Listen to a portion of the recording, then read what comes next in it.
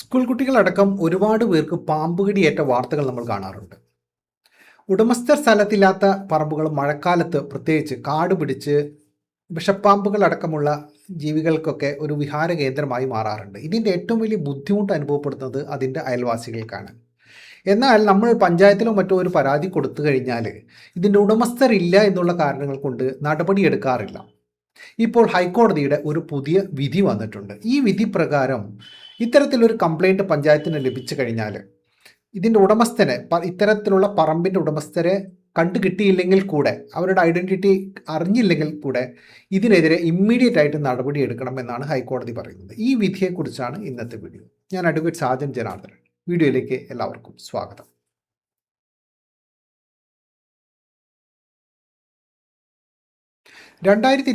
May 29 ഈ വിധി വന്നിട്ടുള്ളത്. ഇത് Giji Varghese versus village officer Thekkekkara എന്നുള്ള കേസിലാണ് ഹൈക്കോടതിയുടെ വിധി വന്നിട്ടുള്ളത്. അപ്പം എന്തുകൊണ്ടാണ് ഈ ജഡ്ജ്മെൻറ്റ് ഈ സമയത്ത് അതിൻ്റെ ഒരു പ്രാധാന്യം എന്നുള്ളതാണ് നമ്മൾ നോക്കുന്നത്. അതായത് ഇപ്പം മഴക്കാലത്ത് പ്രത്യേകിച്ച് സ്നേക്ക് ബൈറ്റ്സ്, പാമ്പിൻ്റെ കടി അല്ലെങ്കിൽ വിഷപ്പാമ്പുകളുടെയൊക്കെ കടി കിട്ടിയിട്ടുള്ള ഒരുപാട് കേസുകൾ റിപ്പോർട്ട് ചെയ്യുന്നുണ്ട്. ഇതിൻ്റെ പ്രധാന കാരണം എന്ന് പറയുന്നത് ഇത്തരത്തിൽ ഒഴിഞ്ഞു കിടക്കുന്ന പറമ്പുകളിൽ ഒരുപാട് കാട് പിടിച്ച് കിടക്കുന്നത് കൊണ്ട് തന്നെ അവിടെ പാമ്പിനും അതുപോലെ തന്നെ മറ്റ് വിഷജീവികൾക്കും അതുപോലെ തന്നെ കൊതുക് ഇത്തരത്തിലുള്ള കാര്യങ്ങളൊക്കെ അധികമായതുകൊണ്ട് തന്നെ നമ്മൾ പ്രായമായ ആളുകൾക്കും കുട്ടികൾക്കൊക്കെ വീടിന് പുറത്തിറങ്ങി നടക്കുന്നതിന് തന്നെ വളരെ ബുദ്ധിമുട്ടും നമ്മുടെ ജീവന് തന്നെ ഭീഷണിയാവുന്ന ഒരു സാഹചര്യവും ഉണ്ടാക്കിയിട്ടുണ്ട്. എന്നാൽ ഈ ഓണേഴ്സിനെ ഐഡൻറ്റിഫൈ ചെയ്യാൻ പറ്റാത്ത അല്ലെങ്കിൽ അവരെ ബന്ധപ്പെടാൻ സാധിക്കാത്ത സാഹചര്യം വരുമ്പോൾ നമുക്ക് നടപടിയെടുക്കാനും പറ്റാറില്ല. ഇത്തരം സാഹചര്യത്തിലാണ് ഈ പഞ്ചായത്തിന് എന്ത് നടപടിയെടുക്കാൻ പറ്റും, അല്ലെങ്കിൽ ഈ കോടതി വിധിയുടെ അടിസ്ഥാനത്തിൽ പഞ്ചായത്തിന് ഉത്തരവാദിത്വം വരുന്നുണ്ടോ എന്നുള്ളത് കൊണ്ടാണ് നമ്മൾ ഈ ഒരു കോടതി വിധി വളരെ ഇമ്പോർട്ടൻ്റ് ആയിട്ട് വരുന്നത്. അപ്പോൾ ഈ കേസിൻ്റെ ഒരു ഫാക്ട്സ് എന്താണെന്ന് നമുക്കൊന്ന് നോക്കാം. അപ്പോൾ ഈ കേസ്, അതായത് ജിജി വർഗീസ് എന്ന് പറയുന്ന പെറ്റീഷണർ അദ്ദേഹത്തിൻ്റെ പ്രായമായ പേരൻസിൻ്റെ കൂടെയാണ് താമസിക്കുന്നത്. അവരുടെ പറമ്പിൻ്റെ തൊട്ടടുത്ത പറമ്പ് ഇതുപോലെ തന്നെ കാട് പിടിച്ച് അവിടെ എപ്പോഴും പാമ്പുകളും മറ്റും നടക്കുന്നത് ഇവർ കാണുന്നുണ്ട്. അപ്പോൾ ഇവർക്ക് പുറത്തിറങ്ങാൻ തന്നെ പേടിയായ ഒരു സാഹചര്യത്തിൽ ഇദ്ദേഹം മുഖ്യമന്ത്രിയുടെ പോർട്ടലിലേക്ക് ഒരു കംപ്ലയിൻറ്റ് രജിസ്റ്റർ ചെയ്യുകയാണ്. മുഖ്യമന്ത്രിയുടെ പോർട്ടലിൽ കംപ്ലയിൻറ്റ് രജിസ്റ്റർ ചെയ്തപ്പം ആ കംപ്ലയിൻറ്റ് ബന്ധപ്പെട്ട പഞ്ചായത്ത് അധികൃതർക്ക് അവിടുന്ന് ഫോർവേഡ് ചെയ്യുകയാണ് ചെയ്തത്. പഞ്ചായത്ത് അധികൃതർ ഈ സ്ഥലത്ത് വന്ന് പരിശോധിക്കുന്നു. അവർക്ക് കാര്യങ്ങളൊക്കെ ബോധ്യപ്പെട്ടു. ഇത് ഇത്രയും ഡേഞ്ചറസ് ആയിട്ടുള്ള സിറ്റുവേഷനാണ്, പാമ്പുകളും മറ്റും അവിടെ ഉണ്ട്, അതുകൊണ്ട് ജീവന് ഭീഷണിയുള്ള അവസ്ഥയൊക്കെത്താണ്. പക്ഷേ അവർ നോക്കുമ്പോൾ ഇതിൻ്റെ ഉടമസ്ഥൻ ആരാണെന്ന് കണ്ടുപിടിക്കാൻ കഴിയുന്നില്ല, ആൾ സ്ഥലത്തുമില്ല.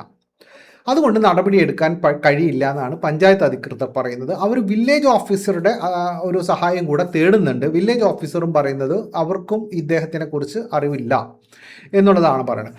ഈ സാഹചര്യത്തിൽ ആണ് നമ്മുടെ പെറ്റീഷണർ ഈ പറയുന്ന ജിജി വർഗീസ് ഹൈക്കോടതിയെ സമീപിക്കുന്ന ഒരു റിട്ട് പെറ്റീഷനുമായിട്ട് ഇത് പഞ്ചായത്തിനോട് ഇത് ക്ലിയർ ചെയ്യാനായിട്ട് ഒരു ഓർഡർ കൊടുക്കുന്നതിന് വേണ്ടിയിട്ടാണ് ഈ ഹൈക്കോടതിയെ സമീപിക്കുന്നത്. അപ്പോൾ ഹൈക്കോടതിയുടെ ഒരു ഒബ്സർവേഷൻ എന്താണ് ഈ കേസിൽ എന്നുള്ളതാണ്. ഹൈക്കോടതിയുടെ മുമ്പിൽ ഈ കേസ് വരുമ്പോൾ ഹൈക്കോടതിക്ക് ബോധ്യമാവുന്നുണ്ട് ഇത് മനുഷ്യജീവൻ അപകടകരമാകുന്ന രീതിയിലാണ് ഈ പറമ്പ് കിടക്കുന്നത്. ഒരുപാട് ഇത്തരത്തിലുള്ള പാമ്പുകടിയേറ്റ റിപ്പോർട്ടുകളൊക്കെ നമ്മൾ വായിക്കുന്നുമുണ്ട്. ഈ സാഹചര്യത്തിൽ ഒരു ഹ്യൂമൻ ലൈഫ്, ആ ഒരു മനുഷ്യൻ്റെ ജീവന് റിസ്ക് ആണെന്നുള്ള കാര്യം കോടതിക്ക് ഈ കേസിൽ ബോധ്യമാവുന്നുണ്ട്. അപ്പോൾ ഈ ലോക്കൽ സെൽഫ് ഗവൺമെൻറ് ഈ പറഞ്ഞ നടപടി എടുക്കേണ്ടതായിട്ടുള്ള പഞ്ചായത്ത് അധികൃതർ സൈലൻ്റായിട്ട് ഇരിക്കുന്നത് ശരിയല്ല എന്നുള്ളതും ഒബ്സർവ് ചെയ്യുന്നുണ്ട്. അവരുടെ ഈ നിയമത്തിലെ നൂലാമാലകൾ, അതിൻ്റെ സങ്കീർണതകൾ എടുത്ത് കാണിക്കാതെ കോമൺ സെൻസ് ഉപയോഗിച്ചുകൊണ്ട് എത്രയും പെട്ടെന്ന് നടപടികൾ എടുക്കുകയാണ് വേണ്ടത് എന്ന് പറയുന്നുണ്ട്. അത് പ്രത്യേകം പറയുന്നത് after a casualty there is no point in doing the same എന്നാണ് പറയുന്നത്. അതായത് ഒരു മരണം സംഭവിച്ചതിന് ശേഷം പോയിട്ട് കാട് വെട്ടി തെളിയിക്കുന്നതിൽ യാതൊരു അർത്ഥവുമില്ല. അപ്പം അതിനു മുമ്പ് തന്നെ ഈ പറയുന്ന രീതിയിലുള്ള ആ അപേക്ഷ കിട്ടിക്കഴിഞ്ഞാൽ നടപടിയെടുക്കേണ്ടതുണ്ട് എന്നുള്ളതാണ് കോടതിയുടെ ഒബ്സർവേഷൻ. ഇതിനായിട്ട് രണ്ട് നിയമ വശങ്ങളാണ് കോടതി ഇവിടെ എടുത്തു കാണിക്കുന്നത്. സെക്ഷൻ 238 239 കേരള പഞ്ചായത്തി രാജ് ആക്ടിൻ്റെ രണ്ട് പ്രൊവിഷൻസാണ് കോടതി ഈ കേസിൽ പ്രധാനമായും പരിഗണിച്ചിട്ടുള്ളത്.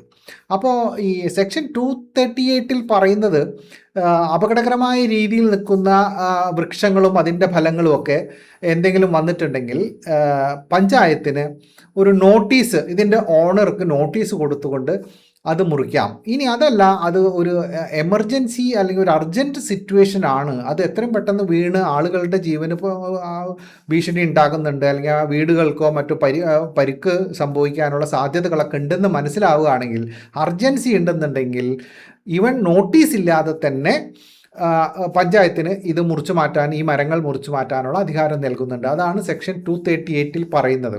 പക്ഷേ ഇവിടെ പ്രശ്നം, നമ്മളുടെ ഈ പറയുന്ന കേസിൽ വൈൽഡ് വെജിറ്റേഷൻ അല്ലെങ്കിൽ കാട് പിടിച്ച് കിടക്കുന്നതും അല്ലെങ്കിൽ ഇഴജന്തുക്കളുടെ പ്രശ്നങ്ങളൊക്കെയാണ് പറയുന്നത്. അത് 238 പരാമർശിക്കുന്നില്ല.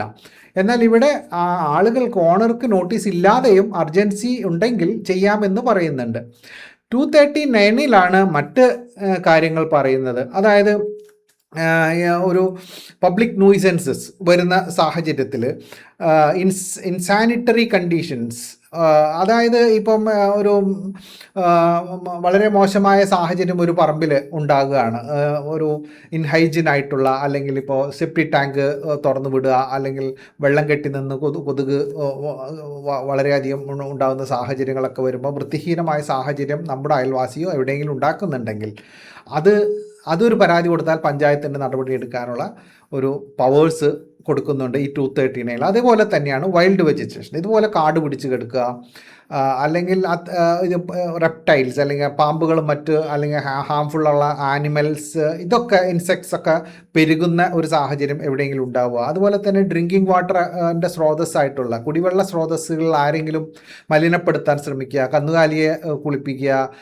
മനുഷ്യൻ കുളിക്കുക, അത്തരത്തിലുള്ള കാര്യങ്ങളൊക്കെ ചെയ്യുമ്പോൾ, ഇത്തരത്തിലുള്ള പബ്ലിക് ന്യൂസൻസ് ഒക്കെ വരുമ്പോൾ പഞ്ചായത്തിന് അതിലിടപെടാനുള്ള അവകാശങ്ങളുണ്ട്. അതാണ് സെക്ഷൻ 239. പക്ഷേ ഈ 239 നമ്മളുടെ ഈ കേസിൻ്റെ വിഷയം എന്ന് പറയുന്നത് 239 വരുന്നത്. പക്ഷേ ഇവിടെ നോട്ടീസ് കൊടുത്തതിന് ശേഷമാണ്, അതായത് ആ പറമ്പിൻ്റെ ഓണർക്ക് നോട്ടീസ് കൊടുത്തതിന് ശേഷം മാത്രമാണ് ഇടപെടാൻ സാധിക്കുകയുള്ളൂ എന്നാണ് ഈ 239 പറയുന്നത്. അപ്പോൾ ഇത്തരത്തിലുള്ള ഒരു നിയമത്തിൻ്റെ സങ്കീർണതകൾ കാണിച്ചിട്ടാണ് പഞ്ചായത്ത് അധികൃതർ നടപടി എടുക്കാതിരിക്കുന്നത്. ഇപ്പോൾ കോടതി ഈ രണ്ട് കാര്യങ്ങളും ക്ലബ് ചെയ്തുകൊണ്ടാണ് 238 നോട്ടീസ് ഇല്ലാതെ ചെയ്യാമെന്ന് പറയുന്നുണ്ട്, 239 നമ്മൾ ഈ പറയുന്ന വൈൽഡ് വെജിറ്റേഷനും പോയ്സണസ് റെപ്റ്റൈൽസിൻ്റെ ഒക്കെ കാര്യങ്ങളും പറയുന്നുണ്ട്. അപ്പോൾ ഈ രണ്ട് കാര്യങ്ങളും ക്ലബ് ചെയ്തുകൊണ്ടാണ് ഈ കോടതി വിധി വന്നിട്ടുള്ളത്. അപ്പോൾ ഈ കോടതി വിധിയിൽ പ്രധാനമായിട്ടുള്ള ഒരു ഡയറക്ഷൻസ് എന്താണ് വന്നിട്ടുള്ളതെന്ന് നമുക്കൊന്ന് നോക്കാം. അപ്പോൾ കോടതി പറയുന്നത്, ഒരു ജെനുവിൻ കംപ്ലൈൻറ്റ് ഒരു പഞ്ചായത്ത് അധികൃതർക്കോ അല്ലെങ്കിൽ ഒരു കോർപ്പറേഷനോ ലോക്കൽ സെൽഫ് ഗവൺമെൻറ് അതോറിറ്റീസിന് കിട്ടിക്കഴിഞ്ഞാൽ പഞ്ചായത്ത് ഉടനെ നടപടി എടുക്കണം എന്നാണ് പറഞ്ഞത്. അപ്പോൾ സൈറ്റ് ക്ലിയർ ചെയ്യണമെങ്കിൽ, അവിടെ വൃത്തിയാക്കണം എന്നുണ്ടെങ്കിൽ സൈറ്റ് ഉടനെ ക്ലിയർ ചെയ്യുക. അവിടെ ഇതിൻ്റെ ഉടമസ്ഥനെ ഐഡൻറ്റിഫൈ ചെയ്യേണ്ട ആവശ്യമില്ല. ഉടമസ്ഥനെ ഐഡൻറ്റിഫൈ ചെയ്ത് സമയം കളയേണ്ട ആവശ്യമില്ല. എത്രയും പെട്ടെന്ന് ഈ സൈറ്റ് ക്ലിയർ ചെയ്ത് അവിടെ അപകടകരമായ അവസ്ഥകൾ ഇല്ലാതാക്കുക. മനുഷ്യൻ്റെ ജീവനാണ് പ്രധാനം, അത് ആദ്യം ചെയ്യുക. പിന്നീട് ഇതിൻ്റെ ഉടമസ്ഥനെ കണ്ടെത്തി ഇതിൻ്റെ വരുന്ന കോസ്റ്റ് അയാളിൽ നിന്നും പിടിക്കുക എന്നുള്ളതാണ്. അതായത് റവന്യൂ റിക്കവറി പോലുള്ള സംഭവങ്ങളൊക്കെ ചെയ്തുകൊണ്ട് പിന്നീട് അങ്ങോട്ട് പോവാം.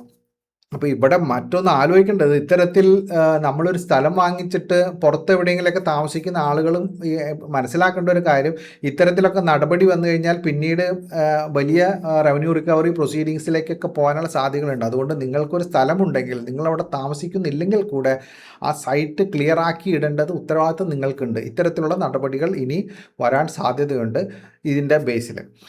അപ്പോൾ ഇതിലൊരു പ്രധാനപ്പെട്ട ഒരു കാര്യം എന്ന് പറഞ്ഞു കഴിഞ്ഞാൽ, ഈ ഒരു ഡയറക്ഷൻ ഈ കോടതി പറഞ്ഞിട്ടുള്ളത് ഇത് എല്ലാ ലോക്കൽ സെൽഫ് ഗവൺമെൻറ് ഇൻസ്റ്റിറ്റ്യൂഷനും ബാധകമാണ് എന്ന് പറഞ്ഞിട്ടുണ്ട്. അത് പാരഗ്രാഫ് 7 അതിൻ്റെ അവസാനത്തിലാണ് പറയുന്നത്, these directions are binding on all local self government institutions in the state of Kerala എന്നാണ് പറയുന്നത്. അത് കേരളത്തിലുള്ള എല്ലാ, അതായത് പഞ്ചായത്ത്, മുനിസിപ്പാലിറ്റി അല്ലെങ്കിൽ കോർപ്പറേഷൻ, ഏത് ഏരിയ ആയിരുന്നാലും എല്ലാ ഇൻസ്റ്റിറ്റ്യൂഷനുകളും ഈ കോടതി വിധി ബാധകമാണെന്ന് പ്രത്യേകം എടുത്തു പറഞ്ഞിട്ടുണ്ട്.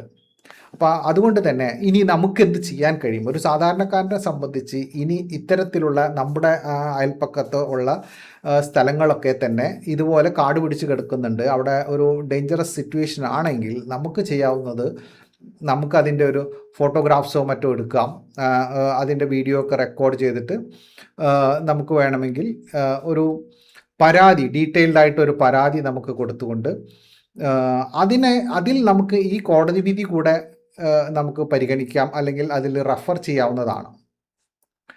ആ കോടതി വിധി നമുക്ക് റെഫർ ചെയ്യുമ്പോൾ എന്ത് തന്നെയായിരുന്നാലും അത് അനുസരിക്കാൻ ഈ പറഞ്ഞ ഉദ്യോഗസ്ഥർ ബാധ്യസ്ഥരാവുകയും ചെയ്യും എന്നുള്ളതാണ് ഈ കോടതി വിധിയുടെ ഒരു ഗുണം നമുക്ക്.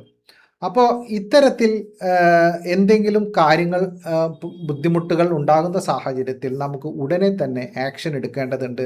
ആക്ഷൻ എടുത്താൽ പഞ്ചായത്ത് അധികൃതർക്ക് അത് നിഷേധിക്കാൻ കഴിയില്ല. ഇതിൻ്റെ ഉടമസ്ഥനെ കണ്ടുപിടിക്കാതെ ഞങ്ങൾ ഇനി നടപടിയെടുക്കില്ല എന്നൊന്നും പറയാൻ സാധ്യമല്ല. അതാണ് ഈ കോടതി വിധിയുടെ ഒരു ഗുണം.